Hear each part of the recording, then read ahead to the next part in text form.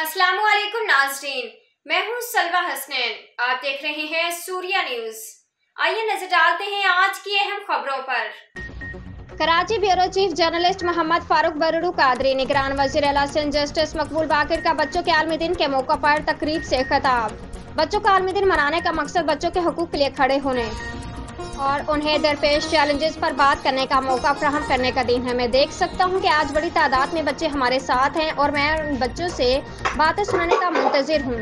हम बच्चों के लिए क्या बेहतर कर सकते हैं ताकि वो अपनी ज़िंदगी में खुश रहें। दुनिया समेत सिंध भर में आज बच्चों का आलमी दिन मनाया जा रहा है। बच्चों के हकूक़ का कन्वेंशन एक बैनुल-अक़वामी इंसानी हकूक़ का मुआहिदा है जो उन मखसूस हकूक़ का खाका पेश करता है जिनका दावा बच्चे और नौजवान कर सकते हैं। हम तमाम बच्चों के इंसानी हकूक़ के फ़रोग़ और तहफ़्फ़ुज़ को बरकरार पुरअज़्म हैं। हुकूमत सिंध हर बच्चे को एक महफूज, जिम्मेदार और दोस्ताना माहौल देना चाहती है। हम बच्चों को परेशानी, भूख, खौफ और जबर से पाक माशरा देना चाहते हैं। हमारी हुकूमत बच्चों के लिए बढ़ने, सीखने, खेलने और फलने फूलने के हक का अदा करती है। बच्चे कौम का सबसे कीमती वसीला और मुस्तक़बिल की वाहिद ज़मानत है।